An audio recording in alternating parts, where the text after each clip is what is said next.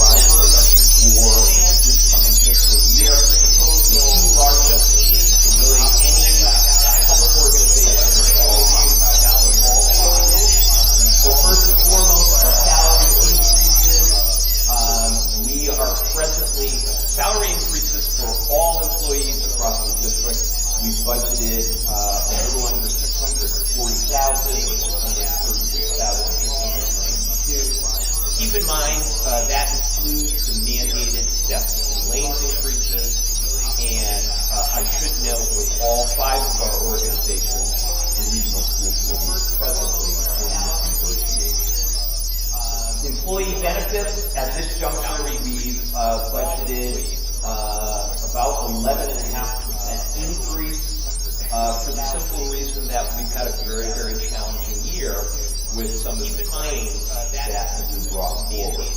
Additionally, because of the age of our staff, we always have to budget a certain amount for changes in claims.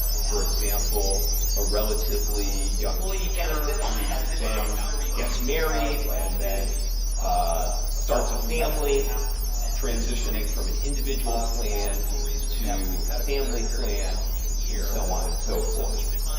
Like most municipalities in the Worcester County requirement for our employees that are not part of the Massachusetts Teachers Retirement Association, those employees pay into the Worcester County retirement. Again, third straight year of an increase in our assessment in the ballpark of about 10%. So about $77,000. Obviously, we always have as driver's transportation. We will be starting the first of the 3-year contract with Telstone and Son, who has been our regular transportation provider. That first year increase is about 6.5%, which translates to $111,440. Also, special education transportation, that is also a real challenge. That is the transportation that is allocated for our students that have out-of-district placements. Oftentimes, these placements, we try to keep them as close to the home district as possible, and we also try to share transportation with neighboring districts. However, sometimes you may have a placement that is in the city, or is in training, or is heading down the South Shore. And also, unfortunately, there's a limited number of carriers that do that business. So we've budgeted 5.3%, which is also a significant driver. Then in student services, we have a significant increase of a little under 100,000 or 92,615. We have gone in the span of 1 year from a total of 6 students from Mendon-Upton accessing a charter school to 12. So literally doubled in 1 year span. As a regional school district, we have to subsume those costs. So that is also included in the student services line. And we also have a slight decrease in out-of-district tuitions for the simple reason of the anticipation of student aging out.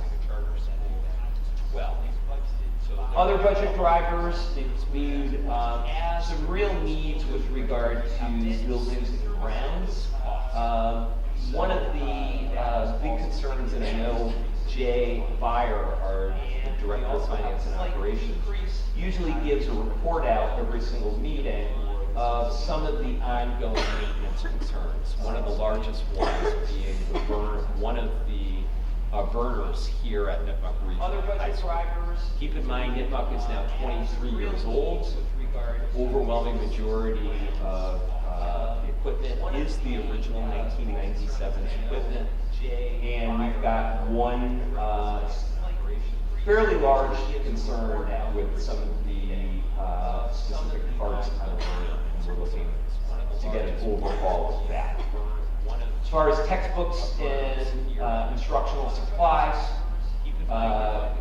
back in 2013, the school committee approved a elementary literacy series known as Reading Wonders. We're looking to upgrade particularly a lot of the digital materials that go along with the program. So there's an investment there of $28,530. And then as part of our one-to-one learning initiative at the middle school and the high school, the overwhelming majority of texts are digital, so they're on students' iPads. We're looking to renew, at least for all of the high school math texts. So there's an investment there. Then last but not least, there is included a $60,000 investment for student technology devices, but also applications. And a lot of that largely is at the elementary level, at Clough and Memorial elementary schools. We're finding more and more, particularly related to math, there's a lot of various applications that really make the abstract concepts a lot more concrete for students, and we're finding there's more and more of a need for investment in individual devices to be used at the classroom level. Hence, there is an investment there. I also talked about some critical needs that are included in the proposal, and specifically it is a request for 4 additional positions, 2 of which being school psychologists. In my 9 years as superintendent of schools, we've never had this position in place, and we are well beyond time of having this critical position in our schools to work with our students. A consistent theme, and quite frankly, schools are a microcosm of society. There is a lot more anxiety, there's a lot more social emotional needs, there's a lot of more mental health issues in our schools.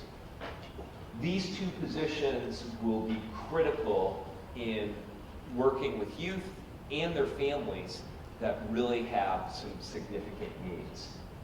So budgeted is $160,000 for those 2 FTEs. However, for the last several years, we've been working with school psychologists strictly as a contracted service, strictly as a purchase service. So we've actually reduced that line by $95,000. So the net investment for these 2 positions would be $65,000 in salary. Secondly, again, with some of our needs with regard to special education and the complexity of issues that we're dealing with and the complexity of working with families and working with a team of educators, also included is an additional elementary special education team chair. We have, at present time, 3 team chairs. The mindset would be also to have now 1 for every building, and the greatest need by far is at the elementary level. Our 2 elementary principals, Deb Swain and Jan Gallagher, do an exemplary job in managing all of these pieces, but keep in mind, when you're talking about a building of, in the case of Memorial, 470 students, roughly, and in the case of Clough, roughly 370 students, it is very, very difficult to manage caseloads, but also to manage the things that come up in the course of a day. And then the 4th position is to replace what was cut, one of the positions that was cut last year. If the school committee will recall, as part of the process last year to make our budget balanced last year, a total of 4 positions had to be cut. 2 of them were library media specialist positions, one of which being here at the Buck Regional High School. It's a real concern seeing that the standards for accreditation through NEASC, or the New England Association of Schools and Colleges, calls for that position to be in place as part of one of the indicators for the standards for accreditation. So as we've reported out at previous school committee meetings, NEASC will be doing a commission-directed visit later this spring to see the status on replacing that position. So I say that these 4 positions are included in the proposal, and that yes, indeed, they're all critical needs. But I also want to share with you what the leadership team put also in the initial proposal. Okay, and you can see some of the positions here. I know I see some of our staff here, and I know the staff would also agree. Things like math coaches, literacy coaches, to work with teachers in really integrating math and literacy across all content areas in an effective manner. Additional support with regard to special education, particularly in building what we're doing with regard to inclusion. I know there's some parents here that have children in the Spanish immersion program, and we've also had this ongoing conversation about equity and what we're doing to bring world language and the culture that goes with it to non-SI students. So there was the idea of getting a FLES program, or foreign language in the elementary school program, up and running. Keep in mind, none of these positions, which again, I believe that they're critical needs, and I also believe that many of our comparable districts have these positions in place, they're not included.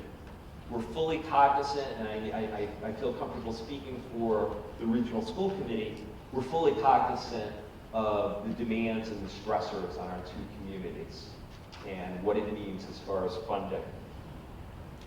As far as looking at the opposite side of the house, the anticipated revenue, if I had to boil it down to one simple point, the trend continues where there's additional onus, additional responsibility for the funding of our regional school district on our two communities.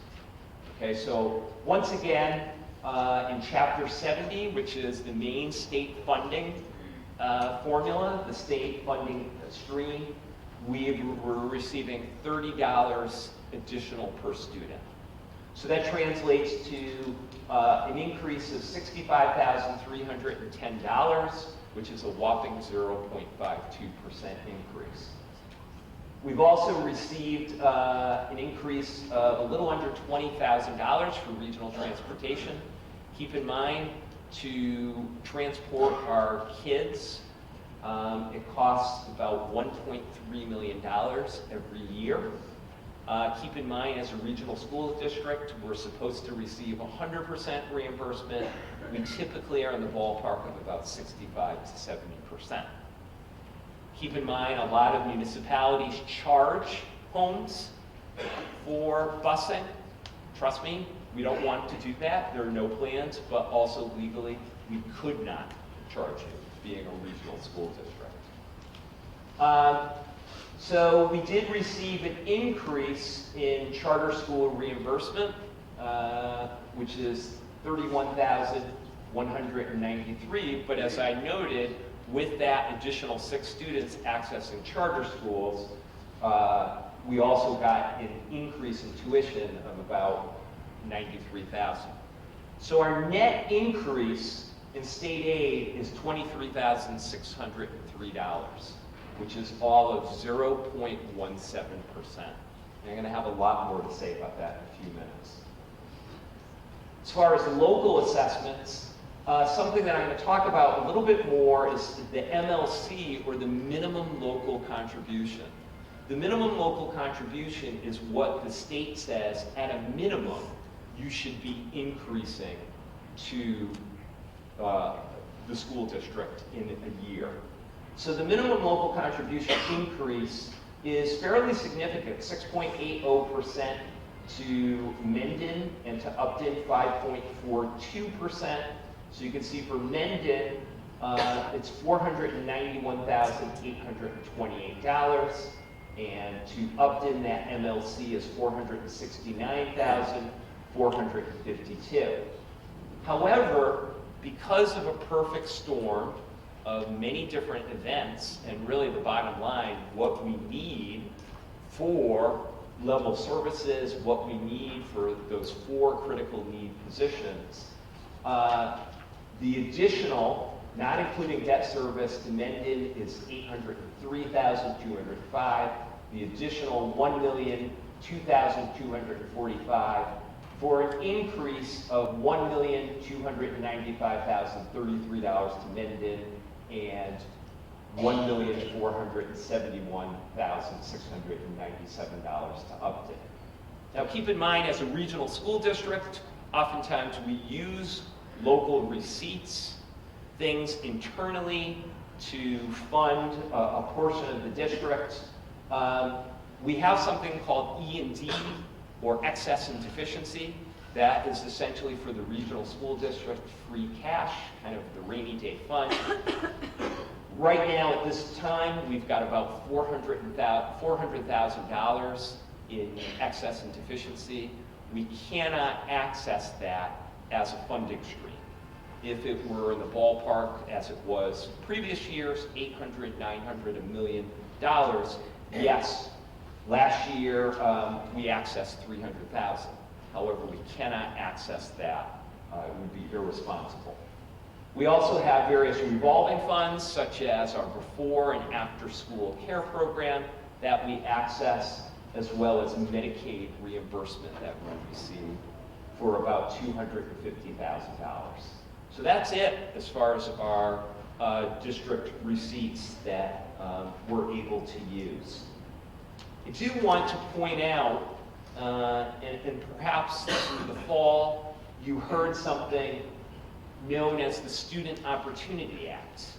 And this is seen as a landmark piece of legislation that over the next 7 fiscal years is going to infuse $1.5 billion of additional Chapter 70 state funding to school districts across the Commonwealth. And as a matter of fact, what we use in building our budget is we use the House 1 budget, which is Governor Baker's budget. And in Governor Baker's proposal, he actually increased Chapter 70 by $305 million. Significant increase. However, I do want everyone to realize that the thrust of the Student Opportunity Act is to receive, to promote additional funding for high poverty districts and districts that have a lot of English language learners. This time, Mendon and Upton are neither. As a matter of fact, 80% of all the funding is going to a very, very small number of communities. Communities that are known as gateway communities. Okay, so 80% of all those funds are only going to 35 districts. I can tell you, you saw the percentage increase, 65,000 for Mendon and Upton. The district of Milford, just down the road, is getting an additional 4.9 million. Worcester is getting an additional 18 million. Okay, so yes, the Student Opportunity Act is great in the sense that it's trying to close some of those equity gaps. However, realize it's a very, very small number of districts, and it's nothing that's going to positively impact the Mendon-Upton Regional School District during its time of implementation. These next 2 slides are essentially, if you look in the budget summary handbook, just pages 7 and 8 that show the bottom line of the proposal as far as what the increases are. And in putting this together, we are very, very cognizant that this is a significant ask of our 2 communities. And again, we're in a very, very similar situation as we've been in years past, where we are certainly cognizant that these asks for increases in operational assessments are not within the Proposition 2.5 levy limit. I do want to point out, as I have during the past few years, again, in further elaborating on the issue of increased onus, increased responsibility for our communities, is this concept known as target share. And without kind of getting into a lot of weeds and getting into a lot of the really hairy specifics of this, I'd like to talk a little bit about why Mendon-Upton are in this position. And realize there's many communities across the Commonwealth that are in this position. The target share essentially speaks to by what percentage should a community be investing in public education, K through 12, for all of its students in the district, okay? And in the case of Mendon-Upton, you're really talking largely the Mendon-Upton Regional School District. Did my mic down? Yeah. Am I using my teacher voice well enough? Yeah. All right. Just let me know if anybody can't hear me. Okay, I can. Is that on?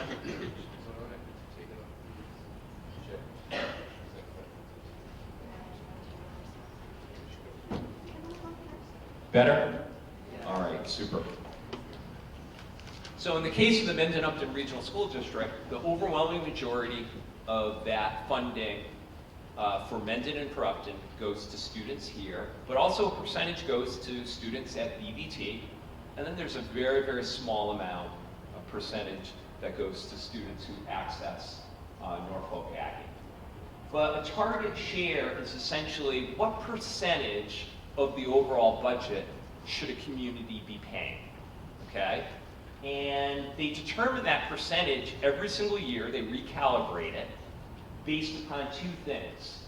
Your aggregate property values, what are all the properties in a given community worth, and what is the aggregate personal income level. And these two things together are known as MGRF, which stands for Municipal Growth Revenue Factor. So it's something that changes from year to year. So to give you perspective, these are all of our neighboring communities in our two towns. And you can see for this coming fiscal year what the percentages are. And you can kind of say, well, does that really make sense based on how you know those communities and their collective wealth? Okay, but keep in mind the overall funding formula, if you were to take all 351 communities across the Commonwealth, it basically fits so that municipalities cover overall 59% and state aid should cover 41%. That's the split, okay? But as you can see, just about all of our communities, most of our communities, with the exception of, let's see now, Northbridge and Milford, are well above that 59%. Okay, and again, it varies from community to community. The lowest, and has been consistently lowest, is Lawrence, which is only responsible for 13.7% of their school budget. And then there's 157 communities that are at the cap, and the cap is 82.5%. Okay, so two of our neighbors, or at least neighbors to Upton, Westboro, and Hopkinton are at that cap, and actually they've been at that cap for at least the last 3 or 4 years. So how do Mendon and Upton fare? So for FY21, Mendon's target share is 78.45%, and Upton's is at 75.95%. So you can see we're two communities that are rapidly approaching that cap, okay? And we're also two of 101 communities that are below their target share, okay, based upon what has been contributed the previous fiscal year. So keep in mind, I've been giving this presentation for 9 years, and the good news is our communities have been making very, very good effort. Part of the problem is it's almost like it's a moving target. It's a moving goalpost based upon the relative wealth of each community. Okay? Target share, that percentage, determines the thing that I talked about a few slides ago, the MLC, or the minimum local contribution. So this is my best attempt at creating a GIF, but I want to give you perspective on where we've been over the last 9 years, the green represents the town share of the budget, according to the state funding formula, and the blue represents state aid, or the state share. Okay, so as you can see, if you follow it going back to FY12, or the 11-12 school year, to the current, you see each successive year, according to the state funding formula, that the state is saying, Mendon-Upton, you need to contribute more to the budget. And hence, we are in this period for the foreseeable future that the onus, the responsibility for funding increases is going to fall on our two communities. It's very, very challenging, to say the least. So, I think with all this said, what is the bottom line? And we can talk about target share, we can talk about state funding, but really, in real terms, let's talk about what this means to the education of our children. Okay, the bottom line. So, what I've decided to do is I've put together 3 scenarios.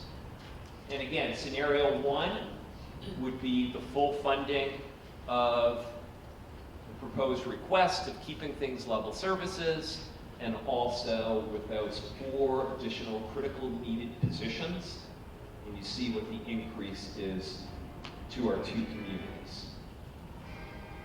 Second is just level services. So it essentially would be those additional positions omitted from the request, just keeping exactly what you have. And I built this table just to show the point that the difference between level services and those additional critical needs is not very dramatic at all. Okay, so the additional request from our 2 communities is overwhelmingly to maintain what we have in place. Then the third scenario would be funding not based upon needs. Okay, and in years past we've had, it's kind of an interesting dynamic when you have a regional school district of 2 communities and you work with the town's officials to see, okay, what does the revenue look like? And what can the towns afford, and so on. So myself and Jay Beyer, we start having these conversations around the holidays and the first of the year. And one of the initial numbers that we got from the town of Mendon was, in looking at the 2.5 levy limit and new growth, what we could put in place was an additional $237,490. Okay, and then working it through and looking at minimum local contribution and operational additional and matching it proportionally, that would be an additional assessment of $145,775 to the town of Upton. And essentially that would, and I talked about the lesser amount of local receipts, that would result in a total budgetary increase to Mendon-Upton of $162,764. And you see potentially, again, strictly based upon revenue, a shortfall of about $2.1 million for next fiscal year. So what does that actually equate to? If that reality were to come to fruition, easily layoffs of about 35 to 40 professional staff members, class sizes easily with that magnitude of layoffs in the ballpark of about 30. It might be high 20s, it might be low 30s, but that's what it would equate to. With that would also be reductions of programs, particularly at the secondary level, with regard to some of the electives, maybe some of the core academic area electives, such as world languages, music, and some of the arts. We've made a significant investment in special education, and particularly around the inclusion model. I think there would be some real deleterious effects with cuts where we'd have to start looking at more traditional models that would be more of a pull-out model that could be more efficient with lesser staff. And then I think we would also go back to the future with regard to athletic user fees. If you recall, back in 2011, 2012, families were paying upwards of $450, $500 for their child to play a sport. Okay, and as a result, our enrollment in sports across the board here at Nipmuc was dramatically down. I think we would have to return back to the future with that. Obviously, there would be cuts in our supply lines. Realize our supply lines represent probably no more than about 10% of the total budget, but there would be cuts in supplies and technology. And again, as I alluded to, I've got concerns about Nipmuc's accreditation status with regard to the New England associations and schools and colleges. So I say these things just out of reality. And I say these things because I think this district is at a significant inflection point. Once again, where one of two paths can be taken. So I think we don't really have to look very further than two neighboring communities, Uxbridge and Northbridge. Okay, within the last 3 years, both of those communities have had overrides that have failed. And I quote this statistic all the time. We're fortunate enough to have 169 students choice into the Mendon-Upton Regional School District. Of those 169, 125 are from Uxbridge and Northbridge. Do you wonder why? There is a real significant difference in the quality of programming and services here versus those two communities. I know we have a lot of newer parents, newer staff members, but the years 2009 to 2011 were very, very difficult for this school district. Granted, it was in the middle of the Great Recession, and things were hard everywhere, but keep in mind, in that short 2-year span, the regional school district lost 20% of its staff. 1 out of 5 teachers, 1 out of 5 paraprofessionals, 1 out of 5 ABA techs lost their positions. Okay? Why did that happen? That happened because of really, really challenging times, and times where overrides were not supported by both of our communities. But then there's the other path. And the other path is something that I know very well. It goes back to 2015. Okay, and in 2015, we had a campaign known as Forward 15 that really built upon the strength of our strategic plan. Really built upon the vision of what we wanted for all learners in our community. Okay? As you can see, it was a challenge, and everything didn't always go super easy, but both communities supported the regional school district. And as a result, what type of headlines have we seen over the last 5 years? We've seen a school district that has a focus on social emotional learning. We've seen a school district that has not only a state, a regional, but a national reputation for technology integration. We see, again, a continued success of a world award-winning Spanish immersion program. We've seen us pushing the limits of student learning through things like inspired learning days, first starting here at Nipmuc and then expanding across the district. And then, yes, we've also had traditional accolades, such as being twice in the last 7 years an AP or advanced placement honor district, and also Nipmuc Regional High School being named as one of the best high schools in the nation by both Newsweek magazine and U.S. News and World Report.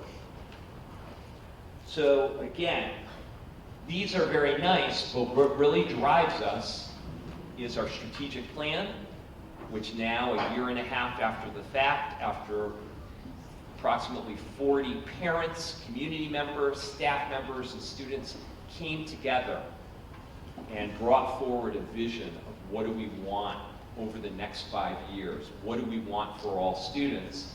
And also the Mendon-Upton Regional School District Portrait of a Learner. 6 real essential core competencies that we want for all of our students so that they can be successful for the careers that I just talked about.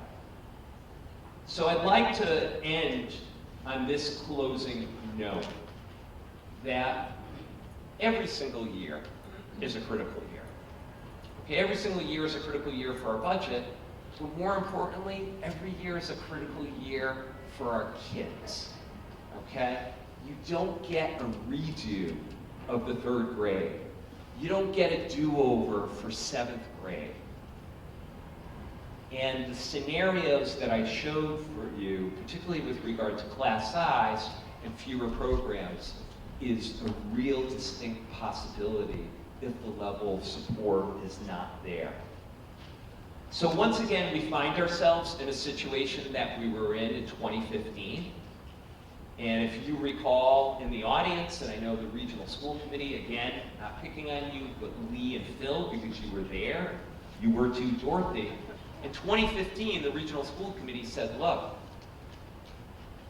we're going to do everything that we can to manage this budget, and should an override be successful, we won't need one for 5 years. That was 2015. It's now 2020. We need our community support. Our children need our community support. And as I've been saying over the last several years, because of everything that I shared with regard to the state funding formula, the solution to our issues is strictly a local solution, plain and simple.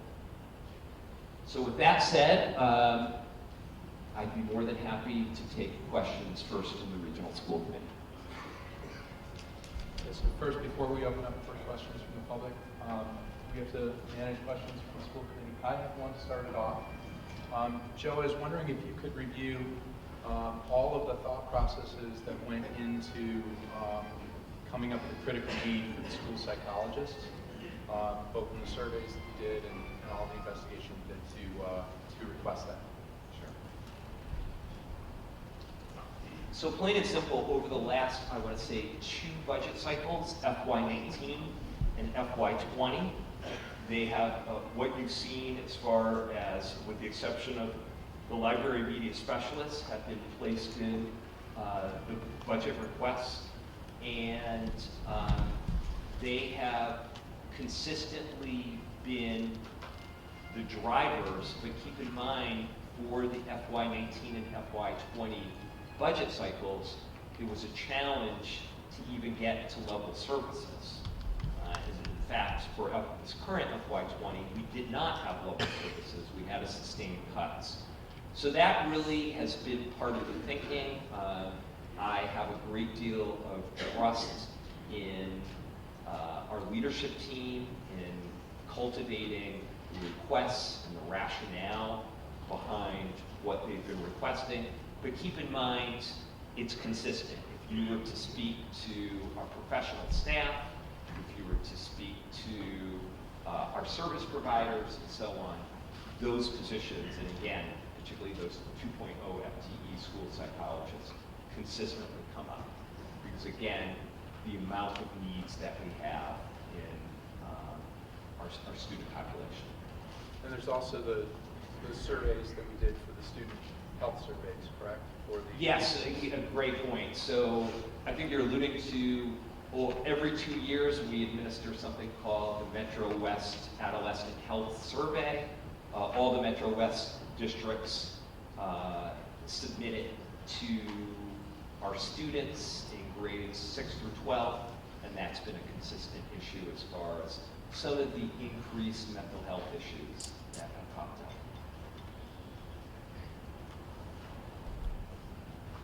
Any other questions? So I have a question.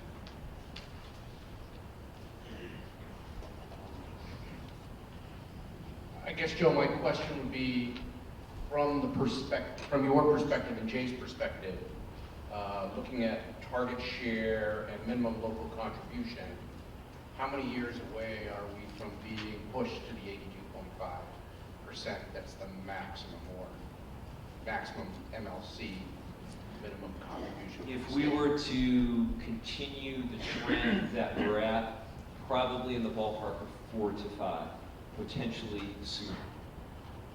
Again, it's all based upon the relative affluence of the community. Now, something could happen where, again, there could be a recession and things dramatically change, but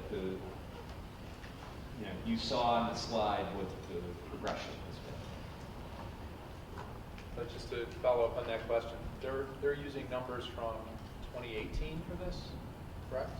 Correct, it's a year behind. So there's still 2 years of run on the positive economy. Correct. Which shows that we'll probably get there sooner than later.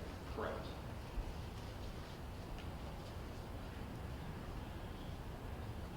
Any other further questions? All right, we'd love to open this up for questions from the community. Did we turn those on? Yeah, just gotta press, there's a mute. It's the one of them. We'll instruct you as you get okay. But please feel free to ask questions, comments from the microphone.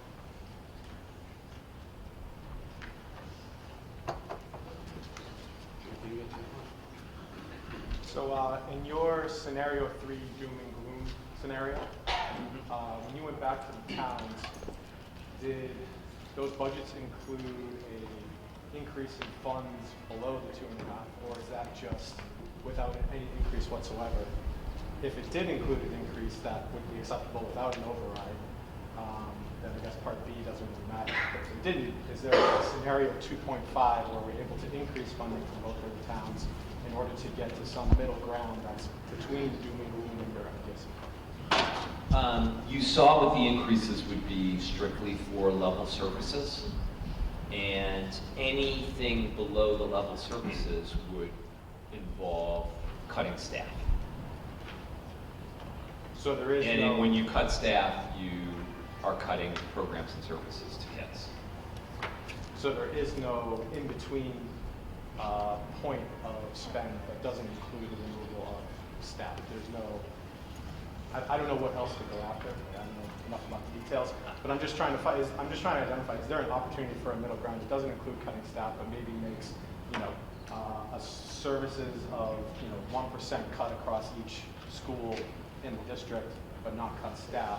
No, because you're overwhelming, again, at least 80% of your expenses are caught up in salaries and benefits. So yes, you could zero out supply lines, you could zero out technology, and so on. However, in doing that, you're only getting to maybe about 10% of your total budget.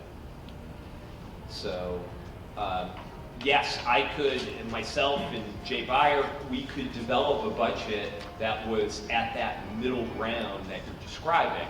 However, realize even at that middle ground, you're looking at something below level services. So as a result, I could come up with a number and say, hey, look, great news. Only needs a reduction of 10 or 15 staff members rather than 35. You're still going to impact things that are important, like class sizes and the programs and services that kids receive. Well, all I was going to say and add to it was with perspective of, we looked at basically 3 scenarios. We looked at the issue, the item of what do we need to do to basically be equal for equal year to year? What do we need to do to be able to move forward on the strategic plan quite simply? And what do we do if we get what we've normally gotten in the past from the towns in those pieces? to what Joe said, we can actually go through and you could say, we could generate a number and say we're gonna hit this target. The problem is when you get into that middle ground, all you're doing is you're gonna continuously find ourselves in a loop of constantly coming back and having this conversation. And every year it will get significantly worse and worse and worse. So that's basically where we're at. I also want to highlight that part of what the school committee has been about, at least from my point of view, and a couple of other ones I know about, we've always been trying to moderate the type of programs and expenditures that we could go after. You saw the list of requests from all the administrators for the different schools. A lot of those things are extremely important things. I can't tell you, there's things like science education that could be really done properly in the school district, and we've had to moderate our requests to be fiscally responsible for the towns.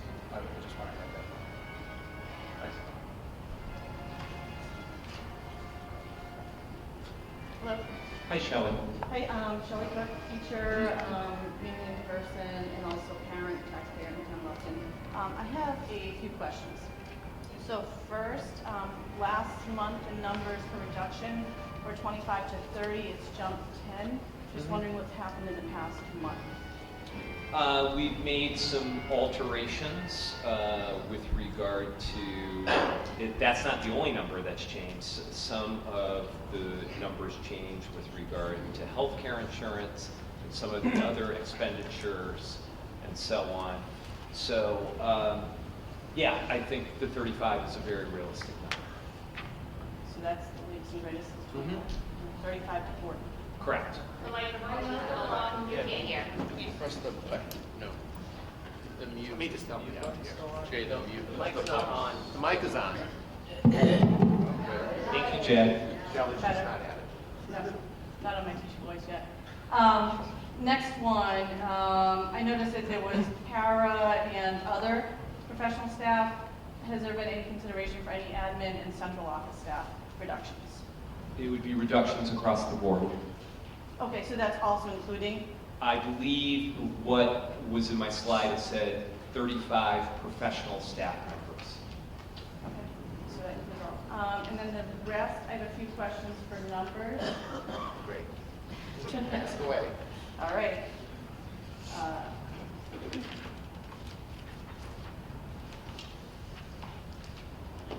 It appears that team chairs, department chairs will be reduced by at least one or approximately one at the elementary schools as well as at Nipmuc. Is this correct?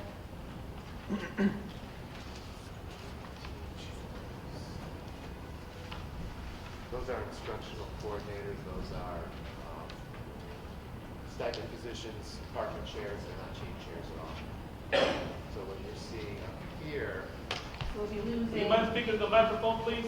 We'll be losing one. Not you, but him. In response. I'll look that up while you're talking.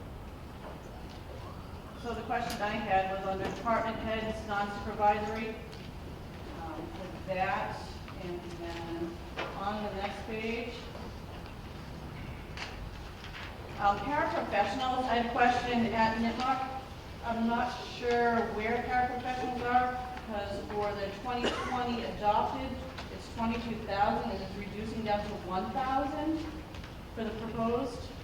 So it almost sounds like an elimination of all paraprofessionals at the high school level. There's no elimination. So that position there is what's currently filling in the media center. So that position would be filled by a media specialist instead of a paraprofessional. Okay. I'll look up the other ones.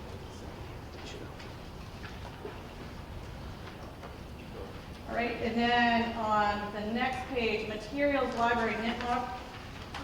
When we did have a media specialist, it was around 9,000. With the para in there, it's 1,200. Are we projecting to get a media specialist at the high school? It's in the proposal. Okay, so we're still going to have the para instructional materials, but there will be a media specialist there. There was a significant cut in instructional materials when we went from a media specialist to a paraprofessional.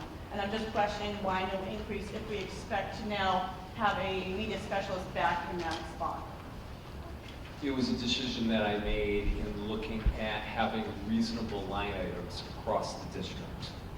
So they would And have. sometimes there's reductions made in various areas, and that, what you're alluding to, is probably one of them. Okay, thank you.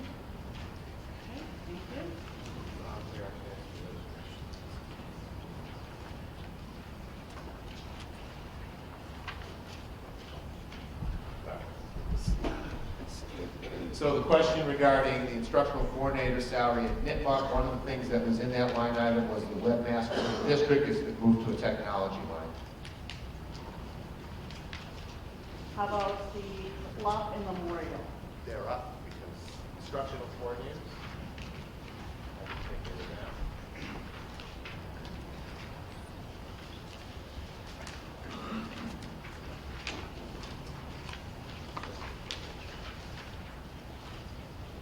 Oh, yeah, I know why. Because by mistake, we had a stipend position in both buildings at full amount instead of being split between the two. What's the difference about that?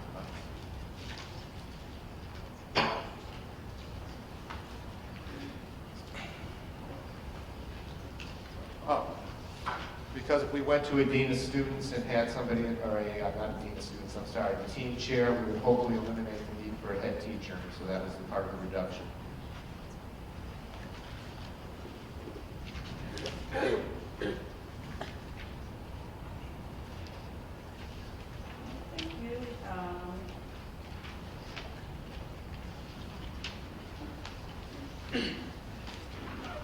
Classroom instructional technology.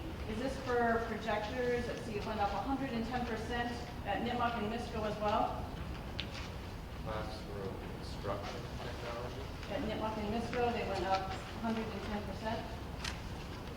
All right, so the increase there has to do with replacing leasing, because all the technology we have is expiring, so the Apple, the MacBooks that all the teachers have, the HP desktops that all the office has, there's money in there for some iPads, so that's the increase. That's been something Joe highlighted.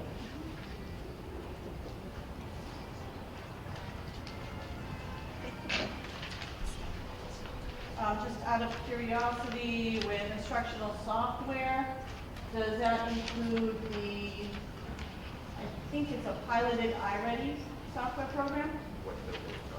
I'm not sure. Could be at Misco, Clough Memorial. The iReady app is testing is included in the technology lines.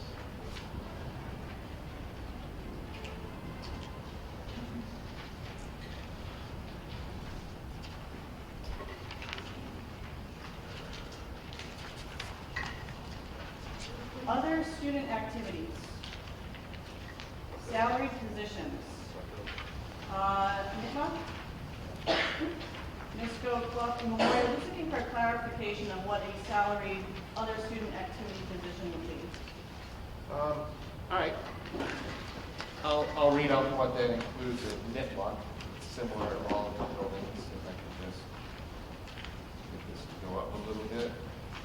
Has to do with the facility use coordinator, AP coordinator, class advisors, DECA, music, drama. Let's see, peer educator, advisors, peer tutoring homework, PSAT coordinators, scholarship coordinator, student council advisor, student disabilities services, threshold, work study coordinator. These are all the stipend positions that are in the teacher's contract for student activities. Okay, so those are stipended positions? Yes. Okay. All part of your contract. Just with salary. And then, nearing the end, employee separation salary expense, which went up 100%.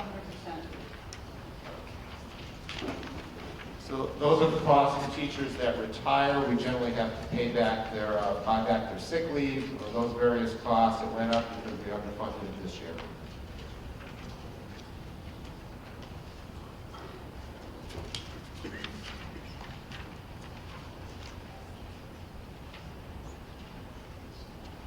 And then also just for clarification, under teacher classroom sped, those are the paras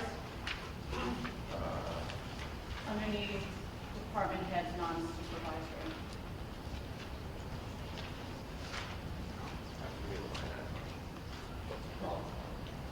Instructional coordinator. Teachers classroom sped 2305. Any building? And building. Those are the salaries for your special education teachers in all buildings.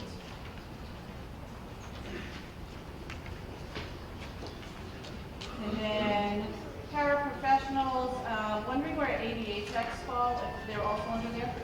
Yes, excellent, thank you. And that is all. Thank you very much. Thank you. Hi, ma'am. Thanks for being patient.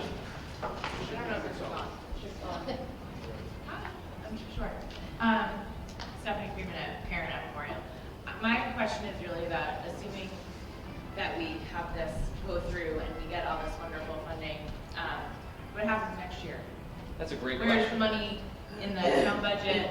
Are we gonna be sitting here again next year and the year after, et cetera? That's a great question. I think, like most years, it's a balancing act, and we've had many, many years where the regional school district budget has been revenue-based. And we are in a situation very, very similar to where we were in 2015, where the year before we had to really hit hard things like E&D, or excess and deficiency, our free cash. We've had to hit hard school choice. Matter of fact, to make this year's budget work, we had to hit school choice to the tune of $1 million. So it's challenging, but I am confident we can make it work, because there's also the reality of, again, the balance, where we're not going to go to our two communities and ask for an override each and every single year. But if we don't ask for, if we only fund those 4 critical positions and level of service, then there's still money in the budget for all those other wonderful positions that I know I would like to see in our school. So again, I think that is a conversation for parents like you to stay engaged. It's also a conversation for the regional school committee, and it's also a conversation with our town officials, our board of selectmen, and our finance committees about what is feasible, what is doable, what is financeable in our communities. But it is a great question. Could I also add one to that? There's been some amazing work by volunteers. I know Diane Duncan was instrumental in coming up with Repair Misco. We've been able to put improvements into the Misco school, even though we were quite fiscally tied by not being able to make changes there. I think we need a 5-year plan out of both communities that sets clear goals as to what the school is going to be and how we're going to get there. And also, we love their participation from the town side as well in some of the negotiation of the contracts that we've got, and some of the influence with the state officials to show that our problems are real and they're not just coming from, for lack of a better word, a kind of spoiled town, it's complaining a lot. So I think there's a lot of things we can do. Activism is very important. It's very hard for us to get away from our jobs and participate in some of the community functions, but it's becoming critical now. We need help. We can't just go. We have a day on the Hill every year where we go and try to advocate for our school district. And the state's not doing some of the things that it pledged to do, and we're pretty angry about that, quite frankly. And we need more people to be playing than just us. Well, I can speak for the Memorial PTO that if we know the messages we need to get out, we will do that. But if we don't know what the messages are, we can't necessarily educate people that maybe read our emails. That's a very good comment. I just put it that way. Thank you.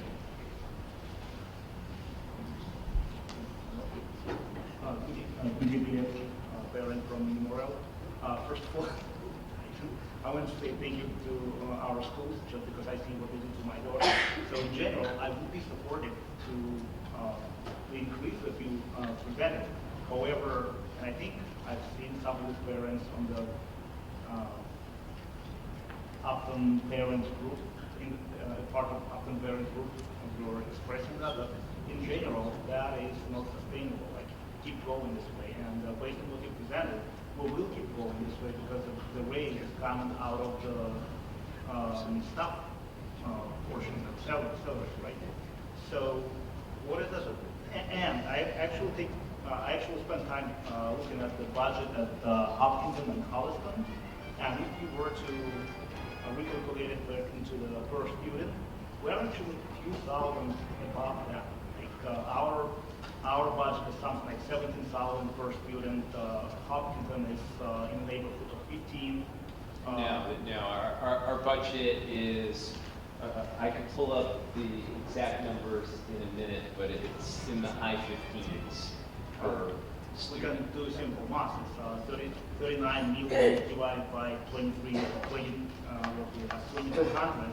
That would be. Well, that's 17. the proposed for next year. Right. I'm talking current, That's yeah. what I'm talking about. And I looked at the proposed budget for Holliston and proposed budget for Hopkinton, and they are all a few thousand below us. So if there is No, that's not an apples to apples comparison, sir, because as a regional school district, we subsume the healthcare insurance numbers. Whereas in a school district that's a municipal, that is part of a municipality like Holliston and Hopkinton, the town side picks up the healthcare insurance numbers. well, but at the end of the day, we pay for that as well. right? Sure, So, absolutely. So maybe the math is different, but at the end of the day, we are the ones who are paying for that. And like I said, I'm all for increase. I'd rather pay for my daughter's education now than figuring out what she's going to do later on in her life. But 10% each year isn't going to be sustainable every year. And that's what we're looking at right now.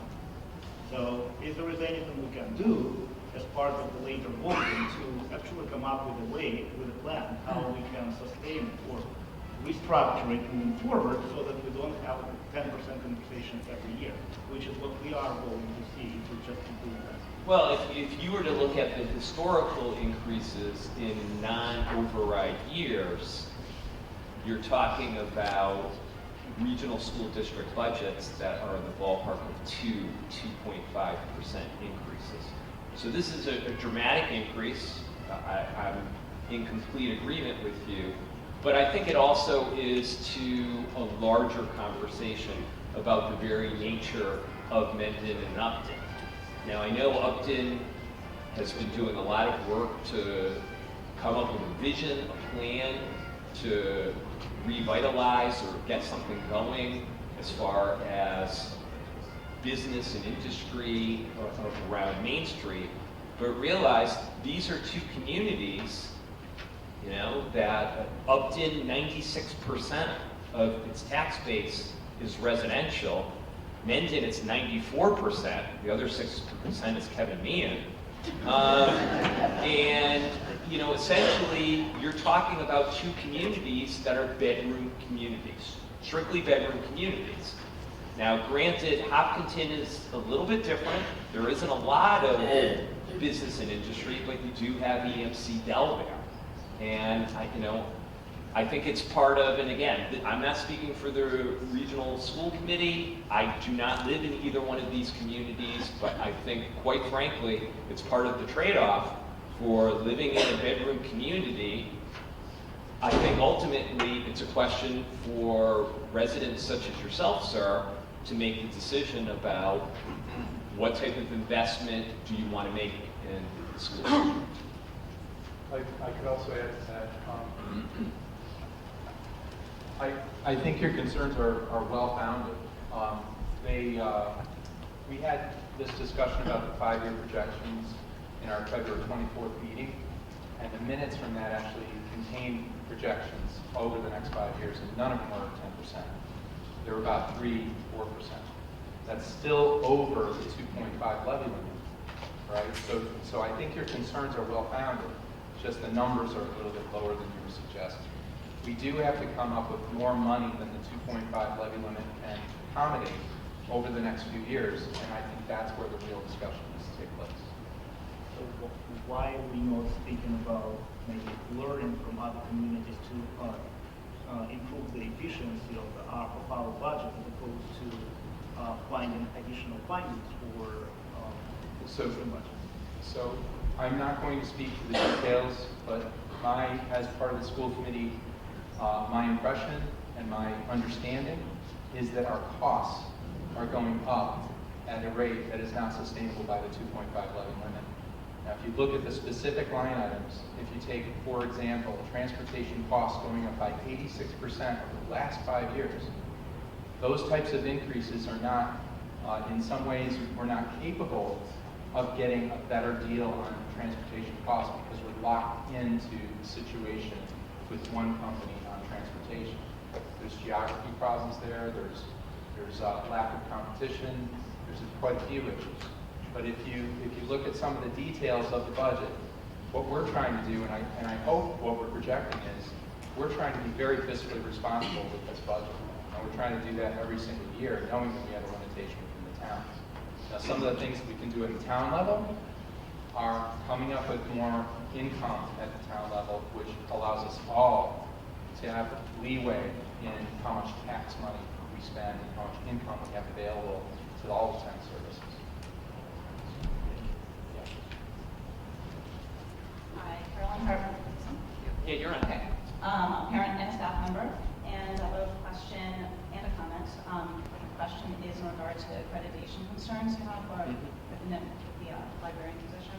And can you tell us what impact that has on students applying for colleges, especially those applying for selective colleges? Is that going to be a real blemish on their...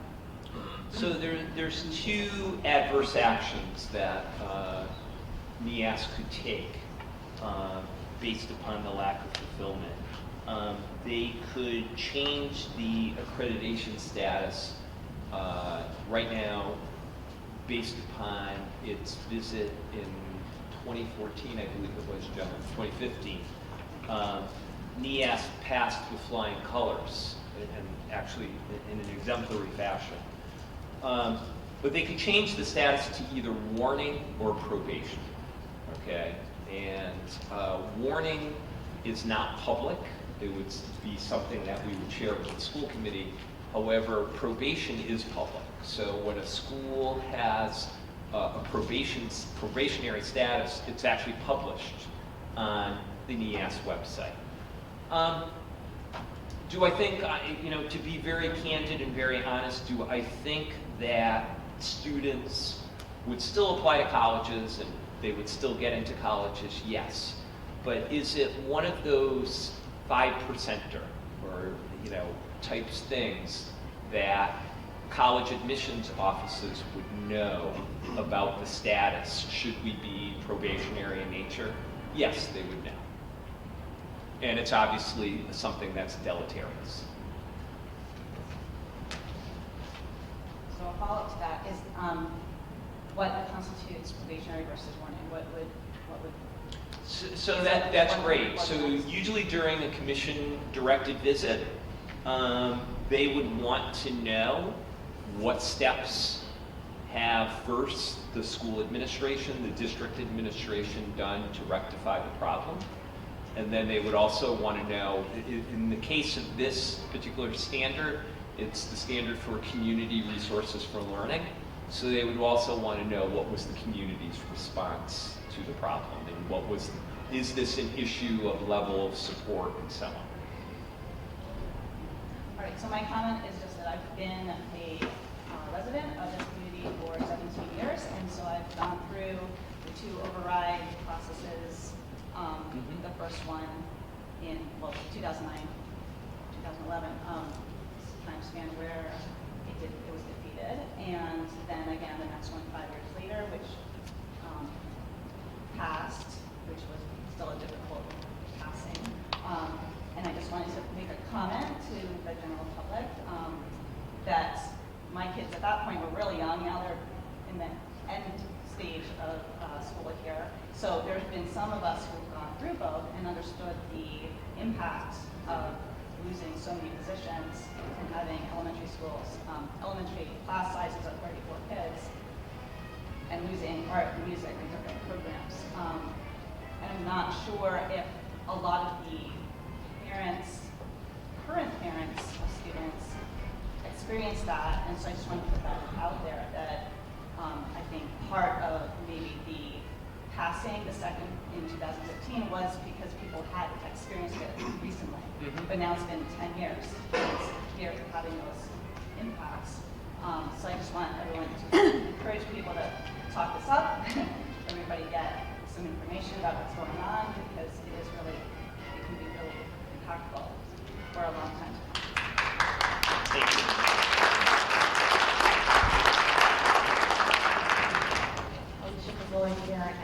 Actually, I think, no offense, I think Steve was at the mic first.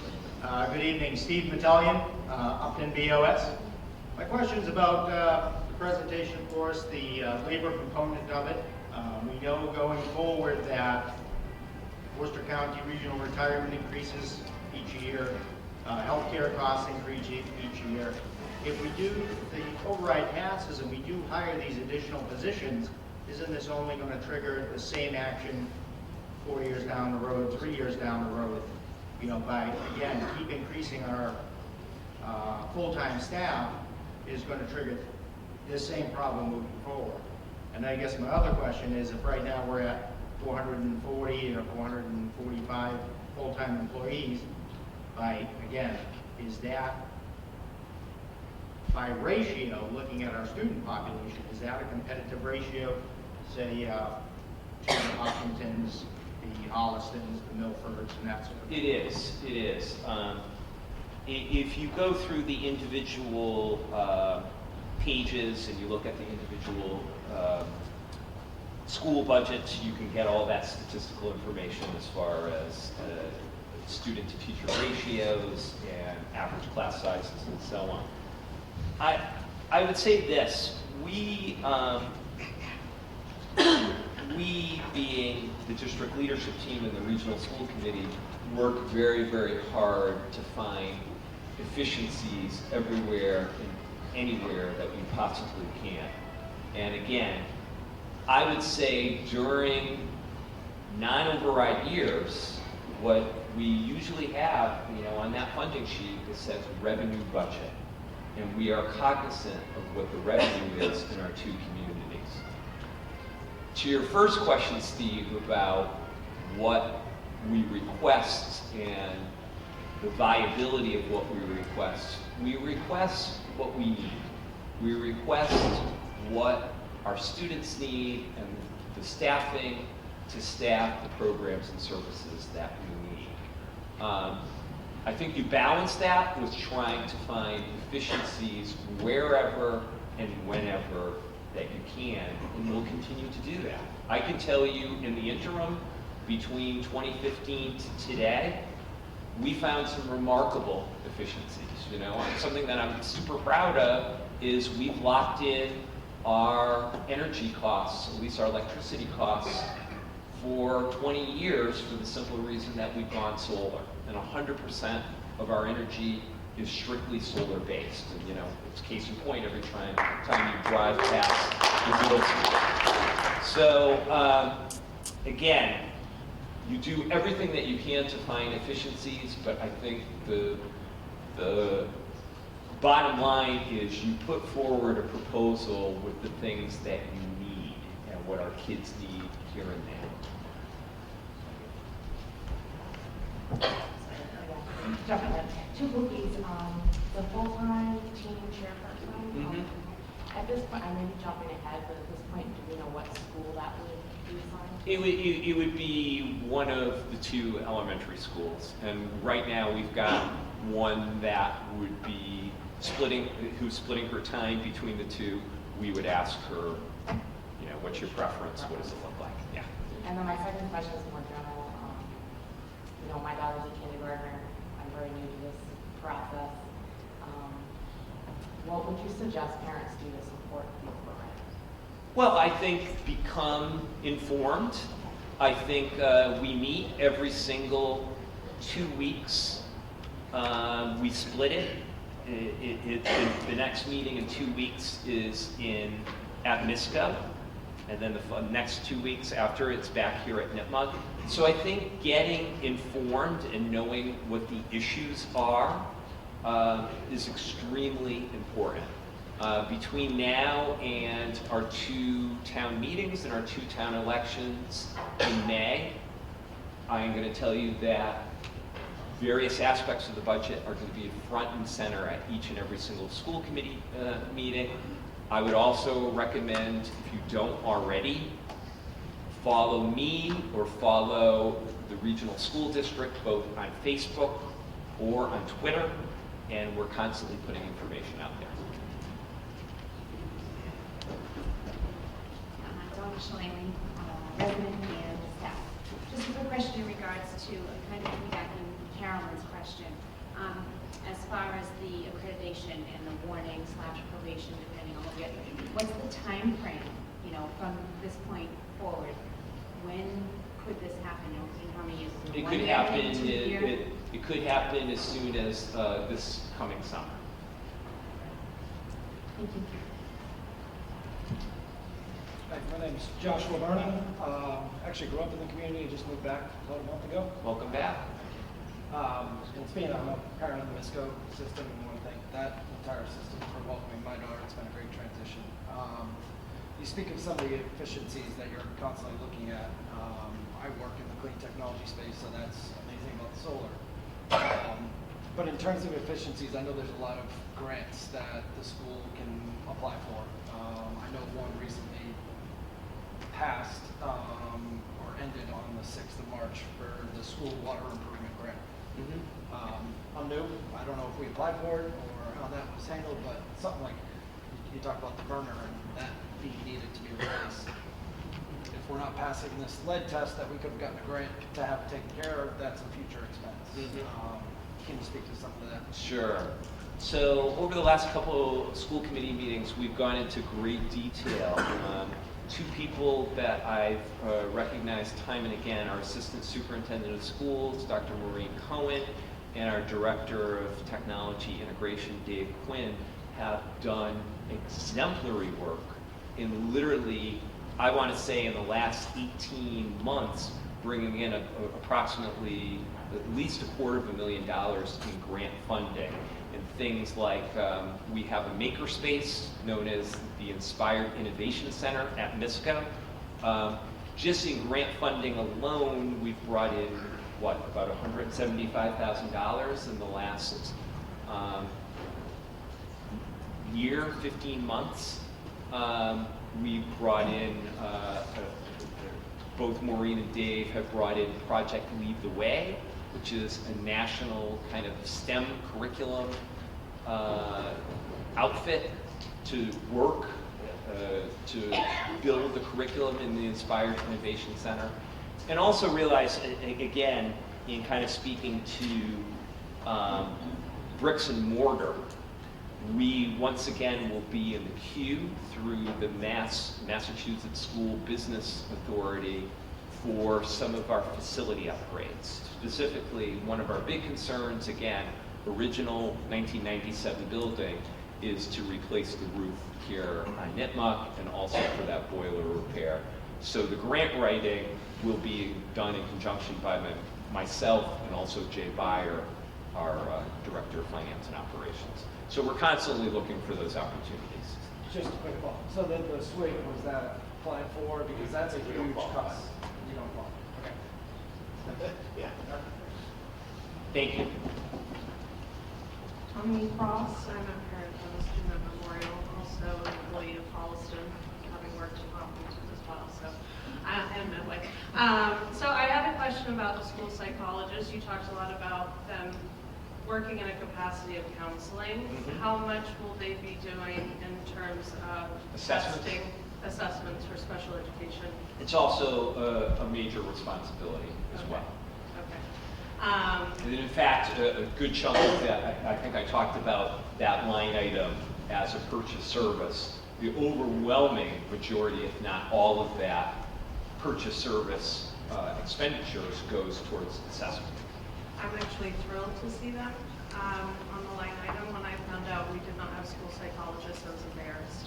I never worked for a district that did not have one, and it doesn't make any sense, so I'm in full support of that. My other question is around NEASC. So in Medway a number of years ago, we were in the NEASC process and we were debating whether it made sense to pay for this process and what the benefits were. And there are some districts in New England that can't afford to Very, pay. very few. Very few, yes. And there are very few colleges, if any, that I'm aware of that would not take a student because of our lack of accreditation, particularly if we stated why we weren't interested. Has there ever been any creative thinking around getting that reflective feedback that NEASC is great at giving, but not paying the price tag that's associated? Maybe partnering with like Framingham State, or sort of a rhetorical question, but something to think about. Sure. Because that reflection could come from different sources. I would not advocate for that for the simple reason that I think statistically, and John, you could probably back up, John and I have both in our past done a lot of extensive work with NEASC.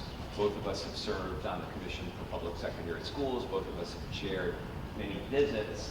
But I believe it's upwards of 96, 97% of high schools in the 6-state region are accredited through NEASC, the majority of which who are not tend to be in northern Vermont, northern New Hampshire, and so on. I view NEASC as this, that it is a third-party accountability measure. It's a third-party, external party that is validating the quality of a high school. And quite frankly, the high school is the anchor of your district.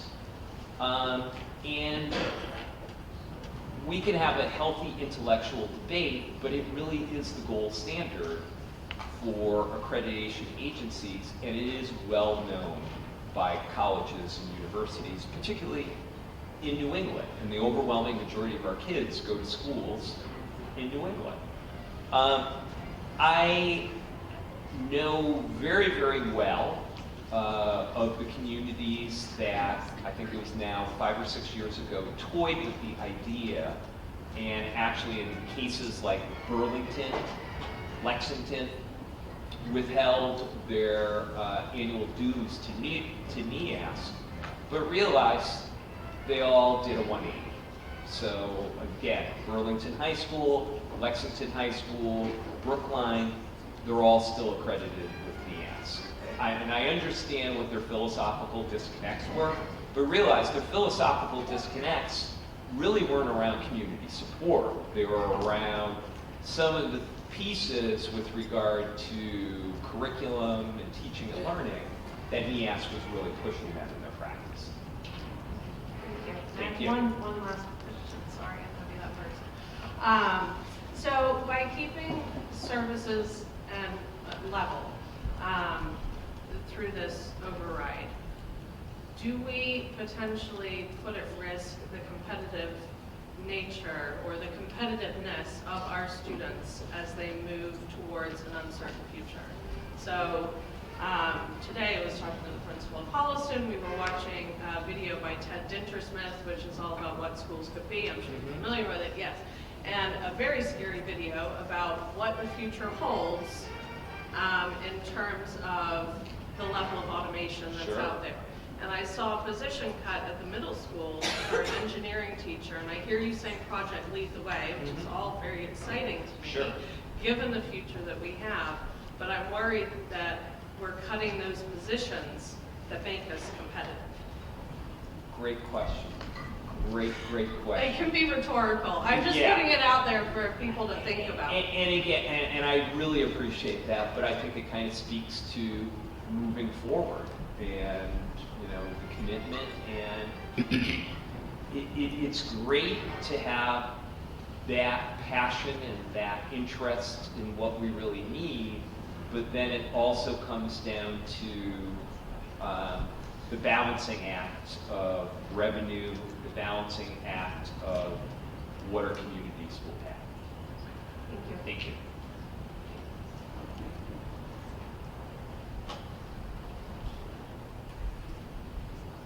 Any more questions? All right, I invite everybody to, sorry? Can I have one more Oh, question? yeah, absolutely.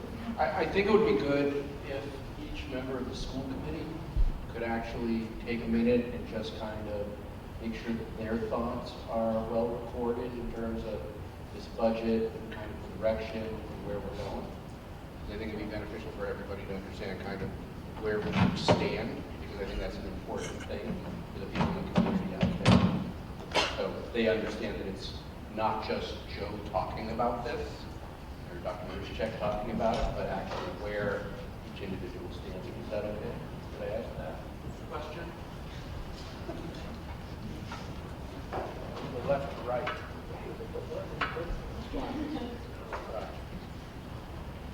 So yes, I am in favor of this budget. This is not my ideal budget. It doesn't contain many of the priorities that I favor and have favored in the 9 years that I've served on this committee, almost 9 years.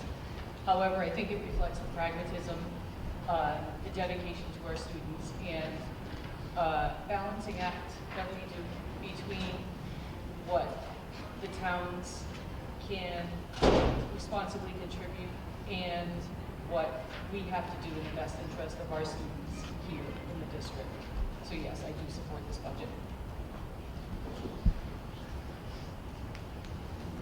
Yes, I'm also very much in favor of the budget, and I know I've made this comment before, but we had an independent evaluation come in, to look at our special education services, and we were told that we are very lightly staffed in psychology and behavioral health. So to me, like those two school psychologist position and the teen care position are absolutely critical. There's other positions that were on the list that didn't make it, but I would love to see implemented. But we're trying to be responsible.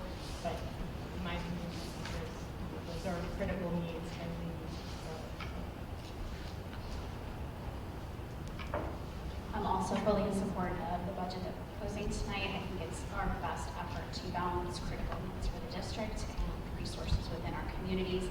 I actually ran for the school committee because I really wanted to emphasize the need in our district for social and emotional learning practices. So the fact that we are proposing a minimum of 2 school psychologists is a baby step in the direction that I think our district needs to take.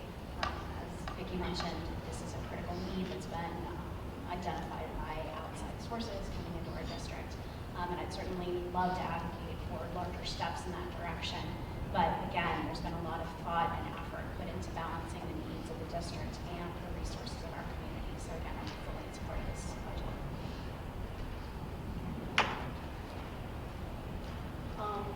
I'm also very much in support of the budget. I think that it's a minimum of, I think we've made a very strategic decision on the things that we've asked for in the budget.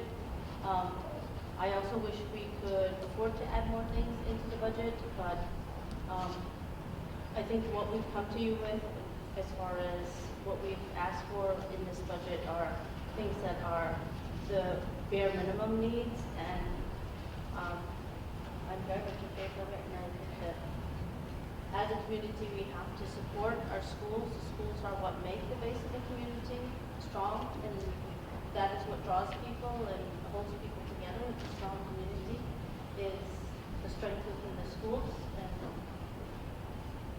it's a difficult fight, but it's necessary, and our kids are our future. We have to make a decision based on what our kids need, and this is what they need.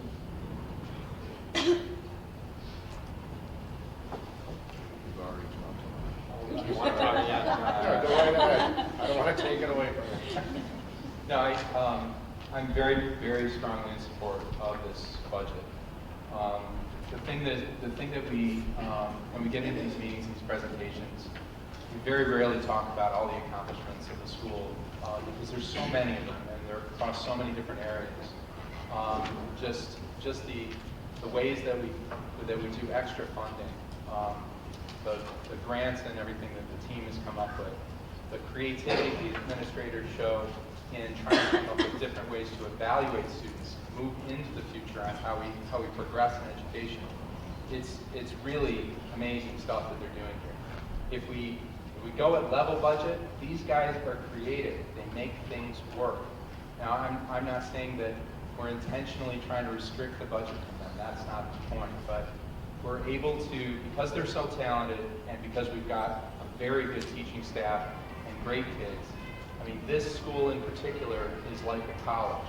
This is not like a typical classroom school. These kids have the freedom to explore, to educate themselves, to look for different initiatives that have been undiscovered in the past, and to really talk to and negotiate with their teachers about that, how they're going to develop.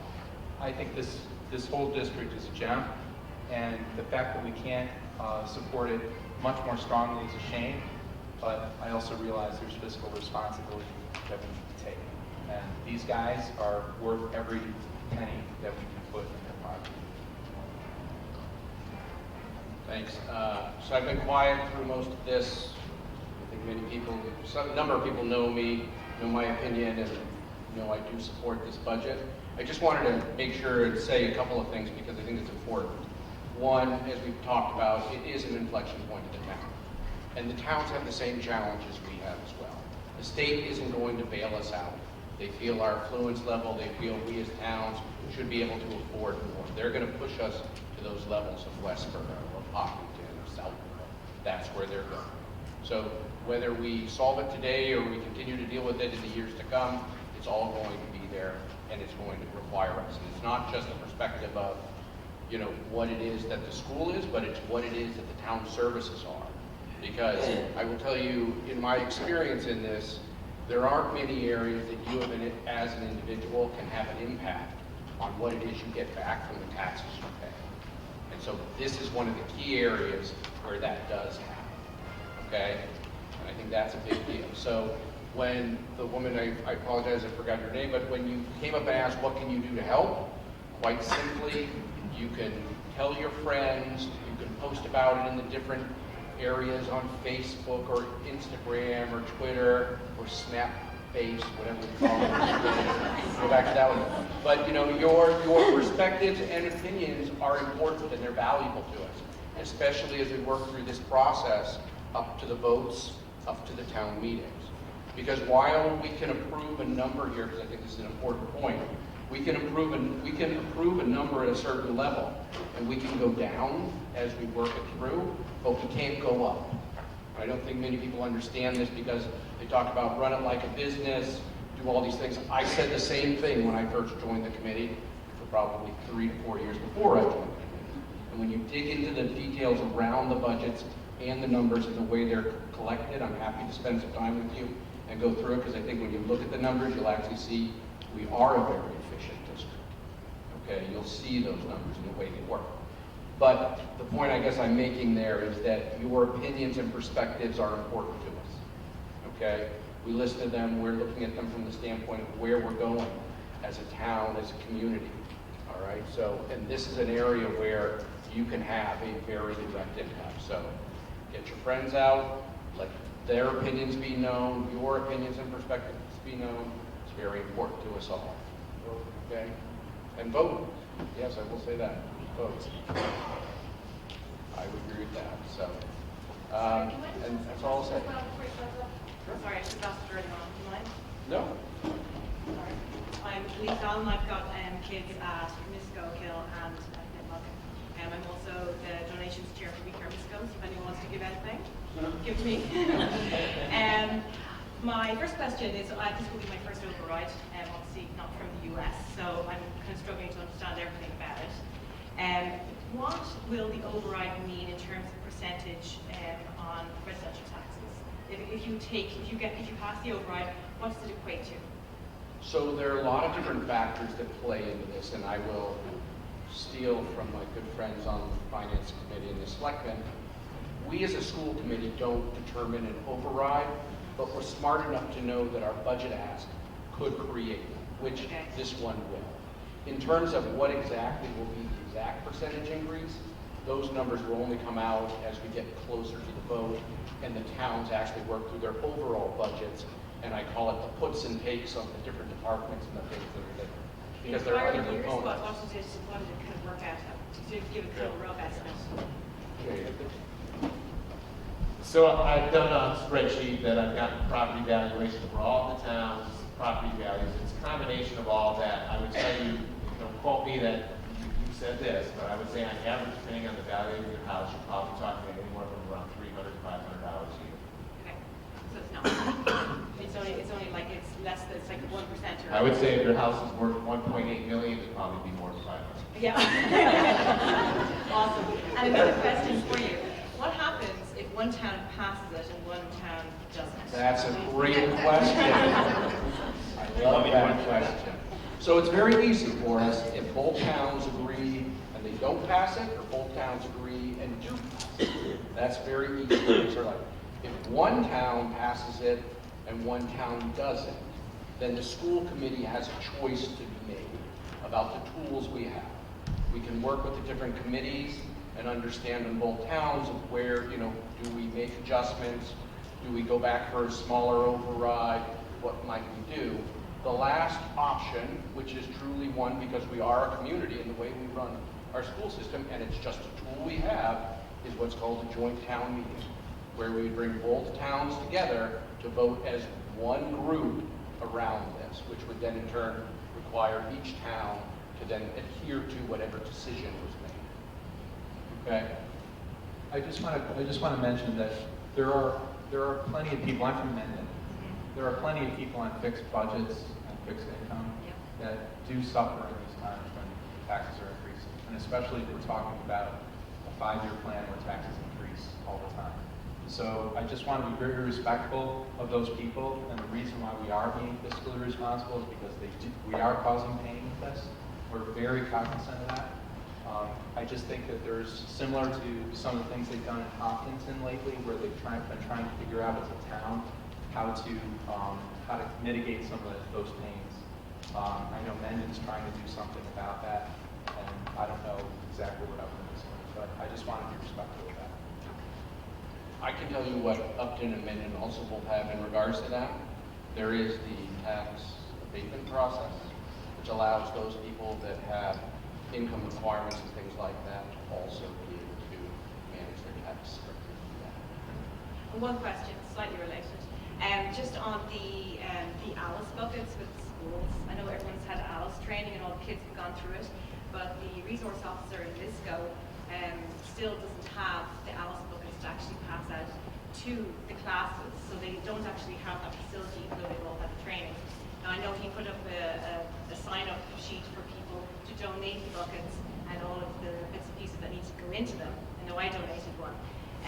But I was speaking to him recently, and he said that he was told to take down the sign-up sheet because people were complaining about it, saying that it was supposed to be part of the school budget, and that it had to be considered in the new school budget, and that he couldn't ask for help and donations on it. And there is a consideration for that as well. There is, okay, yes. so you will be getting because again, in the relative scheme of things, in a $39 million budget proposal, we're talking about things like what he refers to as go buckets. That's something that is imperative that we do provide that. So we're getting it. Awesome. Thank you. Thank you.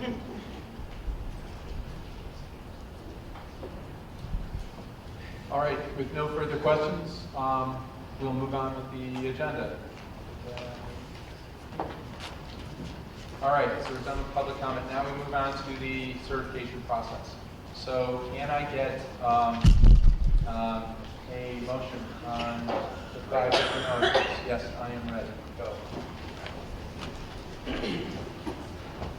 So I make a motion to set the operational budget for the Mendon-Upton Regional School District for the 2020-2021 fiscal year at $38,961,161. It consists of general operations within the levy limit of $38,139,023 and debt service outside the levy limit of $822,138. Is there a second? Second. Roll call. Okay, roll call vote. Yeah, you don't need a roll call. Okay, so, any further discussion? All those in favor, say aye. Aye. Any opposed? None. Seeing none, we'll move on to the next. Second motion. I make a motion to assess the town of Mendon $11,374,098 that consists of the following. 1, minimum local contribution, $7,725,850. Non-discretionary charges, $885,952. Discretionary charges, $2,359,033. Long-term debt, Clough Memorial School, $334,878.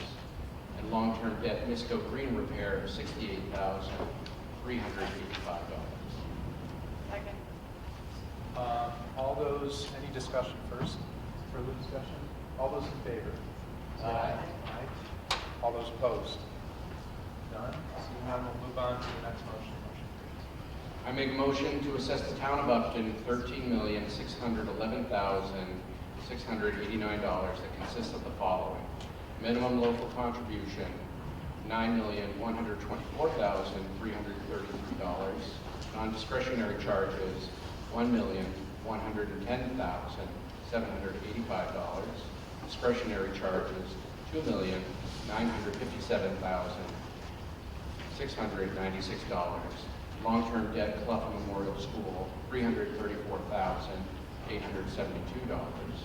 Long-term debt, Misco Green Repair, $84,003. Second. Any further discussion? All those in favor? Aye. Any opposed? Okay, moving on to motion number 4. I make a motion to appropriate $13,725,374 for state aid that consists of the following. Chapter 70 funds, $12,514,066. Regional transportation reimbursement, $1,165,563. Charter school tuition reimbursement, $45,745. Any further discussion? All those in favor? Aye.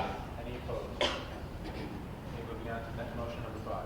I make a motion to appropriate $250,000 from the following school district sources. Vision sped tuition, $75,000. Transfer in from revolving accounts, $150,000. And Medicaid reimbursement, $25,000. Second. Any further discussion? All those in favor, say aye. Aye. All those opposed? Okay, motion number 5 passes. All 5 motions pass.